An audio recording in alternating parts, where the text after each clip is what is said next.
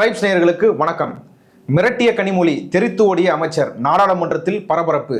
இன்னைக்கு நாடாளுமன்ற கூட்டத்தொடரில் என்னென்னலாம் விவாதம் நடந்திருக்கு அதை பற்றி தான் நம்ம பேச போகிறோம். இது குறித்து பேசுறதுக்காக திரு கரிகாலன் அவர்கள் நம்மோடு இணைந்துள்ளார். வாருங்கள், அவரோடு பேசுவோம். வணக்கம். வணக்கம் அரவிந்த்.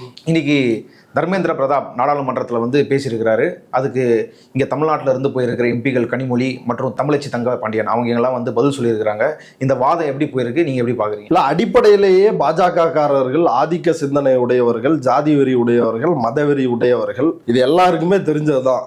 இதுல கூடுதலாக உச்சாணி கொம்பில் உட்காந்துக்கிட்டு திமிர்த்தனம் காட்டுறதுல யாருன்னா மாமி, ஊறுகாய் மாமி. அவங்கதான் திமிரா நான் பதில் சொல்றேன் அப்படின்னு நாடாளுமன்றத்துல கத்துறது, கூச்சல் போடுறது, சீன் போடுறது, எல்லா வெறுப்பையும் கக்கிற வேலையை பார்க்கறது அமைச்சர் நிர்மலா சீதாராமன். நிர்மலா சீதாராமனுக்கு டஃப் கொடுக்கிற அளவுக்கு இன்னைக்கு ஒருத்தர் களமிறங்கி இருக்கிறார். அவர்தான் நம்முடைய தர்மேந்திர பிரதான். தர்மேந்திர பிரதான் அடிப்படையில் ஓபிசி. அவர் ஒரு பிராமின் இல்ல, சூத்திரர் தான். அதனாலதான் விசுவாசம் எப்படி இருக்குது அப்படின்னா, பாப்பானே மிஞ்சுற அளவுக்கு அவருடைய விசுவாசம் இன்னைக்கு நாடாளுமன்றத்தில் வெளிப்பட்டு இருக்கிறது. எப்படி அண்ணல் அம்பேத்கருக்கு வெளியில் மாலையிடுவார்கள், அண்ணல் அம்பேத்கரினுடைய சிலை முன்னால கவுந்து அடிச்சு விழுந்து கும்பிடுவாங்க. அம்பேத்கர் மாதிரி உலக தலைவர் இல்ல, நாங்க அம்பேத்கர் சேனாவே வச்சிருக்கிறோம் அப்படின்ற பேர்ல இந்த RSS, பாஜக, மோடி கும்பல் தொடர்ச்சியாக பிரச்சாரம் செய்வார்கள். ஆனால் நாடாளுமன்றத்துல பேசுறப்ப என்ன பேசுவாங்க, என்ன எதுக்கு எடுத்தாலும் அம்பேத்கர் அம்பேத்கர் அம்பேத்கர்ன்றீங்க, இதுக்கு பதிலாக கடவுள் பேரை சொன்னீங்கன்னா போதும், உங்களுக்கு மோட்சம் கிடைச்சிருக்கும், நீங்க எதுக்கு தேவையில்லாம அம்பேத்கர் பேரை சொல்றீங்க அப்படின்னு அம்பேத்கரை கேவலப்படுத்தினார் அமித்ஷா. நடந்துச்சா இல்லையா? இதுதான் அம்பேத்கரை பற்றி அவர்களுடைய உள்ளத்தில் இருக்கின்ற அந்த கருத்து. இன்றைக்கு அதே போல தமிழ் மக்கள் மீது, தமிழர்கள் மீது, தமிழ்நாட்டின் மீது அவர்களுக்கு இருக்கின்ற கண்ணோட்டத்தை, கருத்தை இன்றைக்கு வெளிப்படையாக நாடாளுமன்றத்தில் ஒன்றிய அமைச்சர் தர்மேந்திர பிரதான் பேசியிருக்காரு. மோடி உலக நாடுகள் எல்லாம் போய் தமிழ் மூத்த மொழி, தமிழ் உயர்ந்த மொழி, தமிழ் மொழியை, இந்தியாவினுடைய தொன்மையை, இந்திய மொழிகளின் தொன்மையை நீங்கள் தமிழில் இருந்து அறியலாம் அப்படின்லாம் வாய்களிலேயே வெளிநாட்டில் பேசுகின்றவர் தான் இந்த நரேந்திர தாமோதர் தாஸ் மோடி. இன்றைக்கு அவருக்கு கீழே இருக்கின்ற ஒரு அமைச்சர் வெளிப்படையாக தமிழ்நாட்டை பற்றி, தமிழ்நாட்டு எம்பிக்களை பற்றி தன்னுடைய கருத்தை சொல்றாரு. எதுக்காக கேட்கிறாங்க?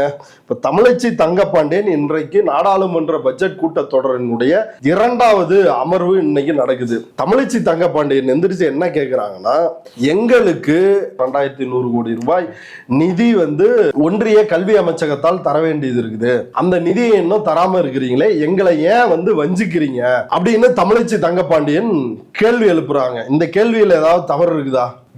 இப்ப தமிழச்சி தங்கபாண்டியன் எந்திரிச்சு 2000 கோடி ரூபாய் கேட்கிறாங்களே உங்கள்கிட்ட, இது என்ன உங்க அப்பா வீட்டு சொத்தையா கேட்கிறாங்க? தர்மேந்திர பிரதான் வீட்டு பணத்தை கேட்கிறாங்களா?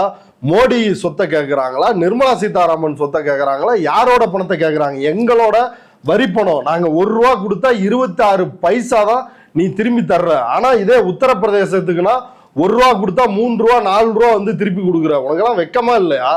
நீ என்ன கவர்மெண்ட் நடத்துறியா? கலைஞர் அன்னைக்கு கேட்டாரு, மாநிலங்கள் என்ன உள்நாட்டு காலனிகளா அப்படின்னு. நாங்கெல்லாம் என்ன, நீங்க என்ன டெல்லியில இருக்கிற மன்னர்கள், நாங்க இங்க இருக்கிற அடிமைகளா, இல்ல காலனி அடிமைகளா அப்படின்ற ஒரு கேள்வியை எழுப்ப வேண்டியது இருக்கு. இப்ப தமிழ்நாடு முதலமைச்சர் தெளிவா குறிப்பிட்டிருக்கிறாரு, இவர்கள் எவ்வளவு கொடூரமானவர்கள்னா, இதுவரைக்கும் இந்தியாவை ஆண்ட எந்த அரசும் கல்வியில் கை வைத்ததில்லை, கல்விக்கு ஒதுக்குகின்ற நிதியில் கை வைத்ததில்லை. ஆனால் இந்த பாஜக குரூரமாக பார்ப்பனர் அல்லாத நம்முடைய மக்கள், தமிழர்கள் படித்துவிடக் கூடாது என்ற காரணத்திற்காக கல்வியில் அதற்கு ஒதுக்கப்படுகின்ற நிதியில் கை வைக்கிறாங்க அப்படின்றத நம்முடைய மக்கள் தெளிவாக புரிந்து கொள்ள வேண்டும். இந்த கேள்வி ஏன் எழுப்பப்படுதுன்னா, ஏற்கனவே அமைச்சர் தர்மேந்திர பிரதான் சொன்னாரு, புதிய கல்விக் கொள்கையை ஏற்றுக்கொள்ளாவிட்டால், மும்மொழி கொள்கை திட்டத்தை ஏற்றுக்கொள்ளாவிட்டால் உங்களுக்கு நிதி கொடுக்க முடியாது அப்படின்னு பகிரங்கமாக வெளிப்படையாக ஒரு பிளாக்மெயில் பாலிடிக்ஸ செஞ்சாரு. அதற்கு ஒட்டுமொத்த தமிழ்நாடே கொந்தளித்தது. மிகப்பெரிய அளவில் போராட்டங்கள் தமிழ்நாடு முழுக்க நடந்தது. அதை ஒட்டி தான் இந்த கேள்வி எழுப்புறாங்க. எங்களுக்கு மும்மொழி கொள்கை வேணாம், நாங்க தேசிய கல்விக் கொள்கையை ஏற்க மாட்டோம், ஆண்டாண்டுக்கு நீங்க எப்படி நிதி கொடுப்பீங்களோ அதே போல இந்த ஆண்டும் எங்களுக்கு தர வேண்டிய நிதியை கொடுங்க அப்படின்னு அந்த 2000 கோடி ரூபாய் நிதியை கேட்டு கேள்வி எழுப்புறாரு. ஒரு யோக்கியனா இருந்தா எந்திரிச்சு தர முடியாதுன்னு கூட சொல்லு, அதுல வேற எந்த மாற்று கருத்தும் இல்லை. மக்கள் முன்னாடி உன்னை அம்பலப்படுத்த போறோம், மக்கள் உன்னோட யோகித மயிர் என்னன்னு தெரிஞ்சுக்க போறாங்க. எந்திரிச்சு திமிர்த்தனமாக ஒன்றிய அமைச்சர் தர்மேந்திர பிரதான் என்ன சொல்றாருன்னா,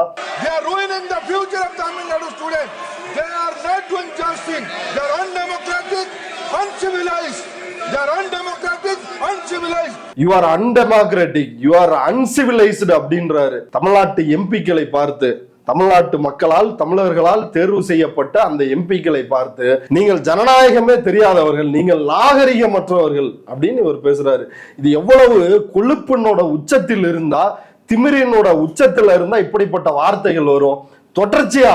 இப்ப இதுல ஒரு பாசிட்டிவான விஷயம் என்னன்னா, அண்ணாமலை, RN ரவி, தர்மேந்திர பிரதான், நிர்மலா சீதாராமன் இவங்கெல்லாம் தொடர்ந்து இது போல பேசிக்கொண்டு இருந்தாலே தமிழ்நாட்டில் எளிதாக திமுக மீண்டும் ஆட்சிக்கு வந்துவிடும் அப்படின்றத காட்டும் விதமாகத்தான் இவர்களுடைய பேச்சு அமைந்திருக்கிறது. இப்படி பேசும் பொழுது எனக்கு ஒண்ணுமே புரியல. 5000 ஆண்டுகளுக்கு முன்னாடியே உலகத்தில் வேறு யாரும் இரும்பை கண்டுபிடிக்காத பொழுது தமிழர்கள் மட்டுமே இரும்பை கண்டுபிடித்து ஒரு நாகரிகத்தோடு வாழ்ந்திருக்கிறார்கள் அப்படின்றது இன்றைக்கு ஆய்வுகள் மூலமாக வெளியே வந்திருக்குது. முதலமைச்சர் அதை வெளியிட்டிருக்கிறாரு. இப்படி நாகரிகம் படைத்த தமிழர்களை பார்த்து யாதும் ஊரே யாவரும் கேளீர், இதை விட நாகரிகத்திற்கு ஒரு வரையறை இருக்க முடியுமா? யாதும் ஊரே, எல்லாமே என்னோட ஊர் தான். யாவரும் கேளீர், எல்லாருமே என்னுடைய உறவினர்கள் தான் என்று சொன்ன தமிழர்களை பார்த்து நாகரிகமற்றவர்கள் என்று இந்த அயோக்கியன் ஒன்றிய அமைச்சராக ஒரு எம்பியா இருக்கிறது கூட தகுதி இல்லாத ஒரு அயோக்கியன் தான் இந்த தர்மேந்திர பிரதான். இந்த ஆளு கூச்சமற்று வெக்கமற்று ஒரு சொரணையற்று இப்படி பேசியிருக்கிறாரு நாடாளுமன்றத்தில். உடனடியாக கனிமொழி அவங்க ரியாக்ட் பண்றாங்க. Very pained and hurt that the minister in his reply in parliament today has called the members of parliament, the Tamil Nadu government and the people of Tamil Nadu uncivilized. எனக்கு ரொம்ப வலி வருத்தமாக இருக்கிறது. நாங்கள் எப்படி uncivilised, நாகரிகமற்றவர்கள் என்ற வார்த்தையை நீங்கள் எப்படி பயன்படுத்தலாம் அப்படின்னு அவங்க எந்திரிச்சு கேட்ட உடனே பதறிட்டாப்ல, நடுங்கி உடனே பின்வாங்குறாப்ல. I mentioned a word which I should not use regarding on the members of my Tamil Nadu, on the government of Tamil Nadu and people of Tamil Nadu. Let us not mix. I have not. Let me first withdraw my word. If it hurts my word to anybody, I withdraw my words. I don't have an issue on that.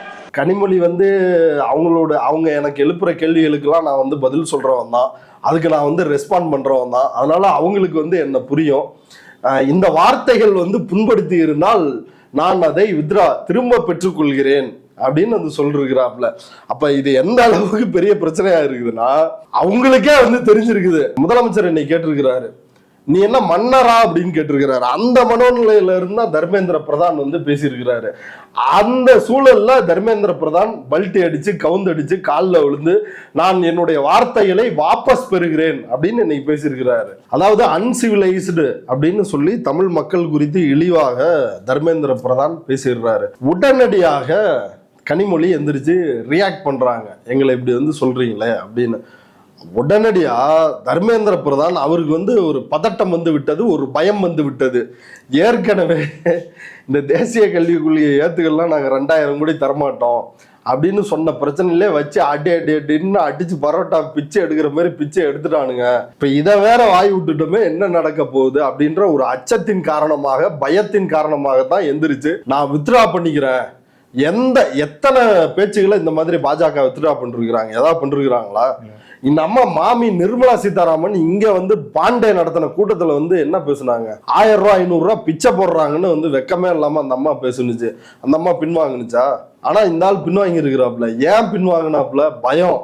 தமிழ்நாடுனா பயம், MK ஸ்டாலின்னா பயம், பெரியார்னா பயம். அந்த பயம் தான் இன்னைக்கு நாடாளுமன்றத்தில் வெளிப்பட்டு இருக்குது அப்படின்றத நம்ம புரிஞ்சுக்கணும். ரெண்டாவது, இந்த தர்மேந்திர பிரதான் ஒன்றும் யோக்கியெல்லாம் கிடையாது. நீ எல்லாம் அவ்வளவு பெரிய, முதல்ல பாஜகவில் ஒருத்தன் இருக்கிறான்னாலே அவன் ஒரு அயோக்கிய சிகாமணியா தான் இருப்பான். அதுலயும் இந்த தர்மேந்திர பிரதானுடைய சிறப்பு என்ன அப்படின்னா, ஒடிசாவில் கனிம வள கொள்ளையில் ஈடுபடுவது இந்த தர்மேந்திர பிரதானினுடைய பினாமிகள் தான். அங்க கனிம வள கொள்ளை, அங்க நக்சலைட்டுகள் போராட்டம் நடத்திட்டு இருக்கிறது இந்த தர்மேந்திர பிரதானுடைய இந்த கனிம வள கொள்ளைகளுக்கு எதிராகத்தான் அங்க நக்சலைட்டுகள் போராட்டம் நடத்திட்டு இருக்கிறாங்க. இப்ப இந்த தர்மேந்திர பிரதான் இருக்கிறாருல யோக்கிய, இந்த தர்மேந்திர பிரதானுடைய தம்பி சோமேந்திர பிரதான் சமீப நாட்கள்ல செய்திகளில் அடிபடுறாரு.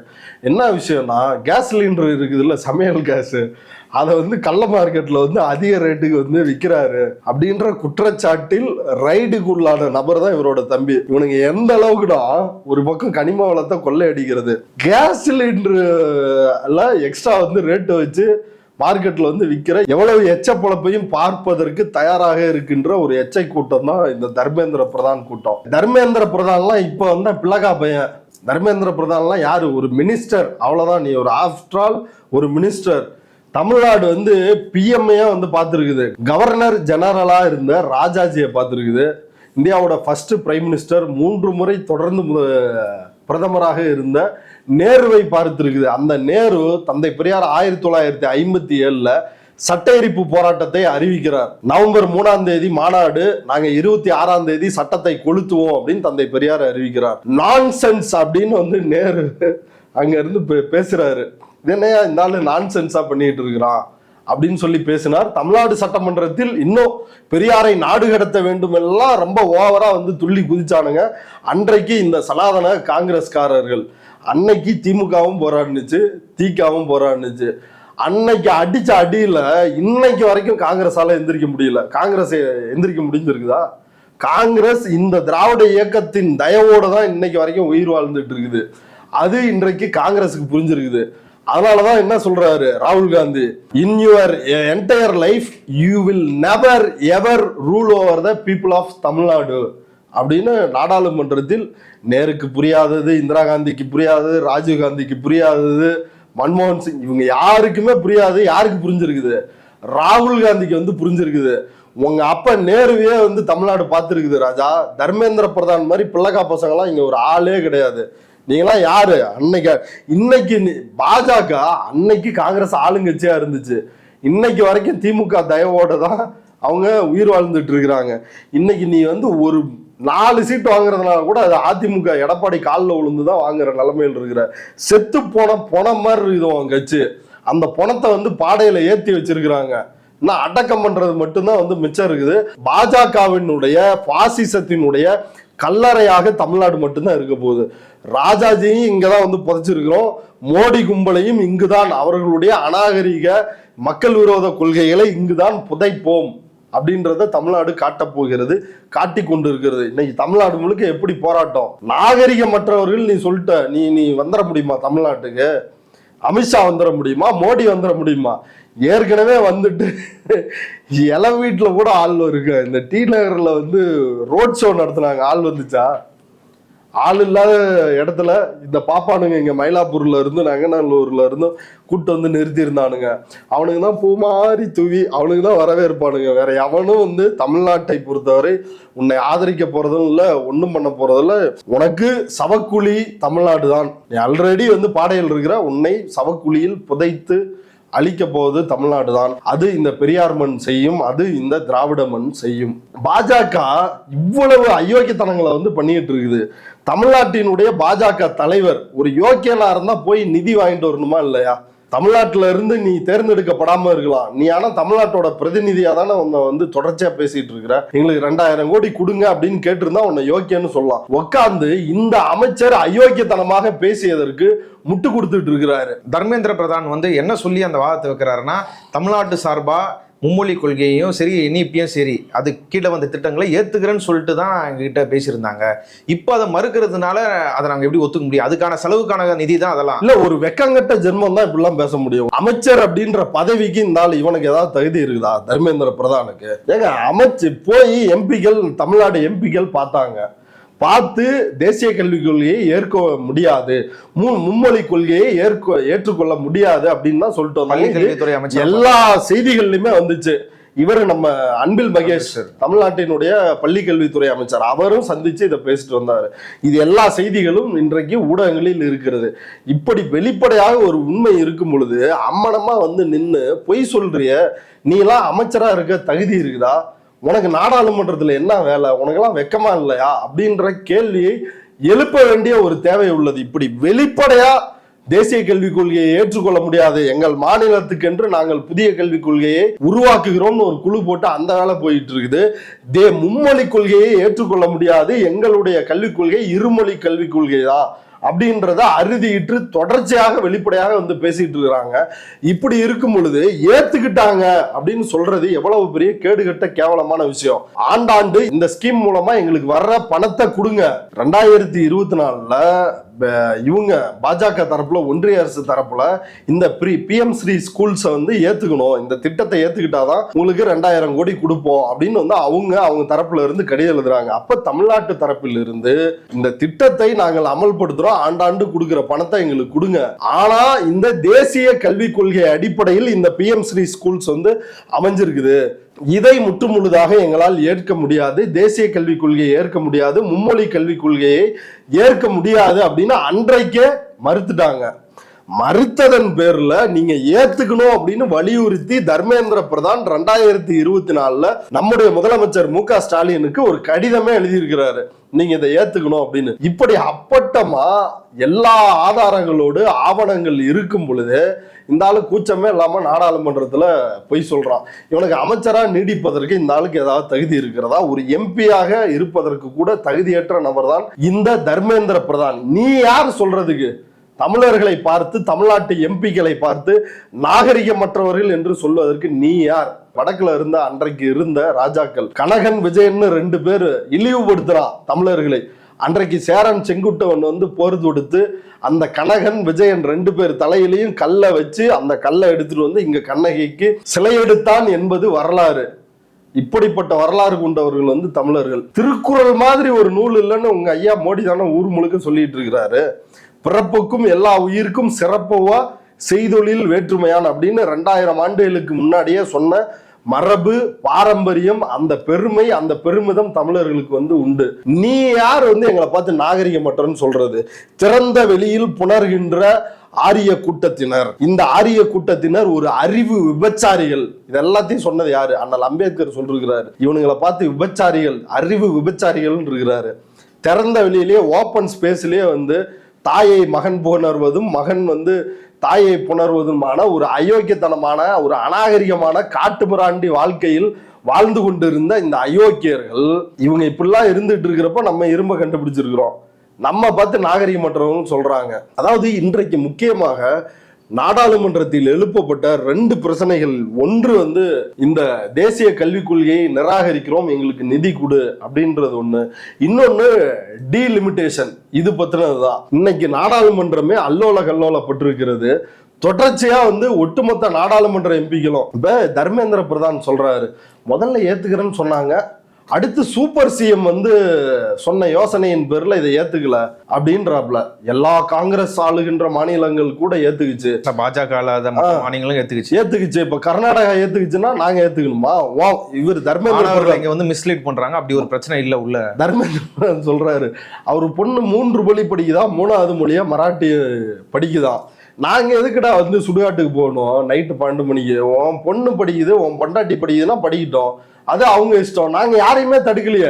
தமிழ்நாட்டில் கூட இந்தியை திணிக்க வேண்டாம், எந்த மொழியும் திணிக்க வேண்டாம்ன்றதுதான் எங்களுடைய கொள்கையே. நீ வந்து படிக்கிறதெல்லாம் படிச்சுக்க அப்படின்றதுதான். பொண்ணு படிக்குதுன்னா நாங்க வந்து அதுக்கு மயிறு பிடுங்கணுமா? நாங்க படிக்கணுமா? நாங்க என்னத்துக்கு படிக்கணும்? நாங்கள் இருமொழி கொள்கையால் இன்றைக்கு ஐரோப்பாவோட போட்டுட்டு இருக்கிறோம். ஒட்டுமொத்த இந்திய சராசரியும் தமிழ்நாட்டோட நிக்க முடியல, எந்த துறையிலுமே நிக்க முடியல, குறிப்பாக கல்வியில் நிற்க முடியல. கிராஸ் என்ரோல்மெண்ட் ரேஷியோ அப்படின்றது 50% தமிழ்நாட்டுல தாண்டிருச்சு. ஒட்டுமொத்த இந்திய சராசரி இருக்குதா உன்ட்ட? நீ முதல்ல ஸ்கூல் வச்சிருக்கிறியா ஒழுங்கா? யூபியில மற்ற எந்த இடங்கள்லயாவது ஒழுங்கா பள்ளி, கல்லூரிகள், இந்த நாட்டினுடைய உழைக்கும் மக்கள் படிக்கணும் அப்படின்றதுக்கு ஏதாவது நீ வந்து செஞ்சுக்கிட்டு இருக்கிறியா? ஒண்ணுமே கிடையாது. இந்த தேசிய கல்விக் கொள்கை என்பது 5வதிலேயே தரம் பிரிப்பது, அதை தெரிஞ்சுதான் நம்ம முதலமைச்சர் எதிர்க்கிறார். அதனால நல்லா சொல்லணும், அவர் வந்து சூப்பர் சிஎம் அப்படின்னு சொல்றதுல எந்த மாற்று கருத்துமே இல்லை. பாஜக பொச்சரிச்சலோடு சொல்றாங்க எம்.கே. ஸ்டாலினை பார்த்து, நீ சூப்பர் சிஎம் அப்படின்னு சொல்லி. ஆமா, அவர் சூப்பர் சிஎம் தான், உங்களுடைய அயோக்கியத்தனங்களை அவருக்கு வந்து அம்பலப்படுத்துறாரு. அதை உறுதியாக இந்தியாவே அடிபணிந்தாலும் ஒரு ஒற்றை மாநிலத்தில் இருந்து, தமிழ்நாட்டில் இருந்து ஒரு குரல் எழும் என்றால் அது வந்து மு.க. ஸ்டாலின் குரல் தான் அப்படின்றத இன்றைக்கு அவர்களே ஒப்புதல் வாக்கு மூலமா வந்து சொல்றாங்க. தேசிய கல்விக் கொள்கை வந்து என்ன பண்ணுதுன்னா, 3வது படிக்கிற பையன் அவனுக்கு என்ன தொழில் அப்படின்றத ஐடென்டிஃபை பண்ணு அவனுக்கு என்ன தொழில் செய்ய வரும்ன்றதை ஐடென்டிஃபை பண்ணுன்றது. 3வது படிக்கிற பையனுக்கு வந்து என்னங்க தெரியும்? பால்மனம் மாறாத ஒரு பச்சிளம் குழந்தை, இந்த குழந்தைக்கு வந்து 3 வயசுல என்ன தெரியும்? 3 வயசுல 3 மொழி படிக்கணும், 3 வயசுல வந்து தொழில் கத்துக்கணும். இப்ப இதுல 5வதுல ஆல் பாஸ், 5வது 8வதுக்கு ஆல் பாஸ் இருந்துச்சுல்ல, அதை ஒன்றிய அரசு ரத்து பண்ணாங்க. ஏற்கனவே அது சம்பந்தமா நம்ம விவாதிச்சிருக்கிறோம் இந்த பிரச்சனைகள்லாம் வர்றதுக்கு முன்னாடி. இப்ப நீங்க 5வதுல ஃபெயில் ஆகிட்டீங்கன்னா தேசிய கல்விக் கொள்கைப்படி அங்கேயே உங்களை வந்து தரம் பிரிச்சிருவாங்க. ஆல் பாஸ்ன்னு இருக்குது இல்ல, அதை வந்து ஒன்றிய அரசு அது நடத்துகின்ற பள்ளி, அதன் நிதியோடு நடத்துகின்ற பள்ளிகள் எல்லாத்துலயும் இது நடக்குது. அப்ப 5வதுலேயே தரம் பிரிக்கிறது. இவனுக்கு வந்து ஒகேஷனல் தான் வரும், இவனுக்கு இதுதான் செய்ய முடியும். அதாவது ஒரு பாப்பாத்தி கர்ப்பமாக இருக்கும் பொழுது அவளோட வயிற்றுல இருக்கிற குழந்தை நீதிபதியா, ஐஏஎஸ்ஆ, ஐபிஎஸ்ஆ அப்படின்னு அப்பயே வந்து முடிவு செய்கிறார்கள் அப்படின்னு வந்து சொல்லுவாங்க. அதை போல அவர்கள் அப்பயே ஐஏஎஸ், ஐபிஎஸ், டாக்டர், இன்ஜினியர் அப்படின்னு அப்படி ஆயிடுவாங்க.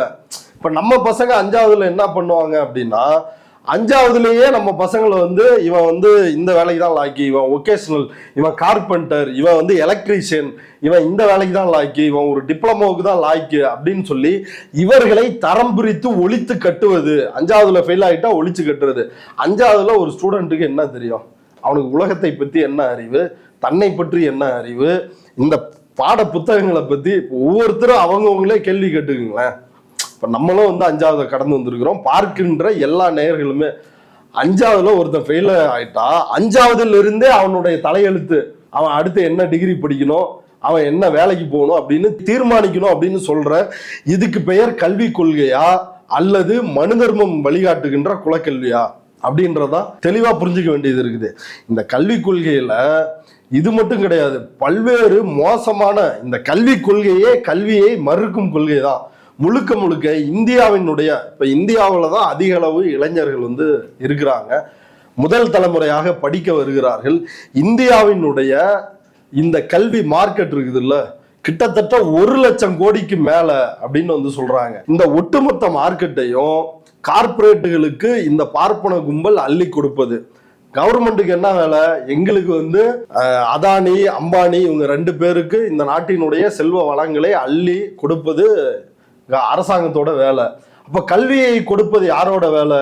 அது பன்னாட்டு கார்பரேட் முதலாளிகள், இந்தியாவில் உள்ள SRM, பச்சைமுத்து போன்ற இந்த தனியார் நிறுவனங்கள், இவங்க தான் கல்வியை கொடுப்பாங்க. இப்ப மோடி என்னதான் செய்வாரு? முழு நேரமா அம்பானிக்கும் அதானிக்கும் விளக்கு பிடிச்சிட்டு இருப்பாரு. இப்ப நம்மலாம் என்ன பண்ணோம்? நம்ம பழைய காலம் போலவே ஆடு மேய்க்க, மாடு மேய்க்க, நீ 5வதுலே ஃபெயிலு, உனக்கு படிப்பு வராது, நீ மாடு மேய்க்க தான் லாய்க்கு அப்படின்னு அனுப்புவதற்கான ஒரு பழைய கால திட்டத்தை செயல்படுத்துவதற்காகத்தான் இந்த தேசிய கல்விக் கொள்கையை கொண்டு வந்திருக்கிறாங்க. இதை வந்து இதனுடைய ஆரம்பத்தில் இருந்தே இதை புரிந்து கொண்டு எதிர்க்கின்ற ஒரே மாநிலம் தமிழ்நாடு. ஒரே முதலமைச்சர் வந்து தமிழ்நாடு முதலமைச்சராக இருக்கக்கூடிய மு.க. ஸ்டாலின் தான். ஏன்னா இப்படி ஒரு பாரம்பரியம் திராவிட இயக்கத்துக்கிட்டு இருக்குது. ஏற்கனவே ராஜாஜி இதை செய்தார், இந்தியை வந்து திணித்தார். அதற்கு எதிராக தந்தை பெரியார் போராடி 165 நாட்கள் வந்து சிறையில் இருந்தார். நான் செத்து போயிருந்தா இந்த போராட்டம் இன்னும் வீரியமா நடந்திருக்கும், ஆனால் என்ன விடுதலை செஞ்சுட்டாங்களே அப்படின்னு வெளியே வந்து தந்தை பெரியார் ஒரு பக்கம் போராட்டம் நடத்தினார். இது 1937, 38. அதற்கு பிறகு 1953, 54 குலக்கல்வி எதிர்ப்பு போராட்டம். பாதி நேரம் படி, மீதி நேரம் அப்பன் தொழிலை செய் அப்படின்ற. அப்ப இத்தனை பிரச்சனைகளையும் ஏற்கனவே எதிர்கொண்ட மாநிலம் தமிழ்நாடு. இப்ப இந்த முறையும் தமிழ்நாடு ரொம்ப இதனுடைய நோக்கம் என்ன, இந்த பார்ப்பன கும்பலினுடைய, இந்த பனியா கும்பலினுடைய நோக்கம் என்ன அப்படின்றத அதனுடைய முளையிலேயே தெரிந்து கொண்டு வீரியமாக வந்து எதிர்க்க தொடங்கி இருக்கிறார்கள். அப்ப தமிழ்நாடு முதலமைச்சர் சூப்பர் சிஎம் தான் அப்படின்னு சொல்வதில் எந்த மாற்று கருத்தும் இல்லை. இவ்வளவு நேரம் இந்த செய்தி குறித்து உங்க கருத்துக்களை பகிர்ந்து கொண்டதுக்கு நன்றி. நன்றி.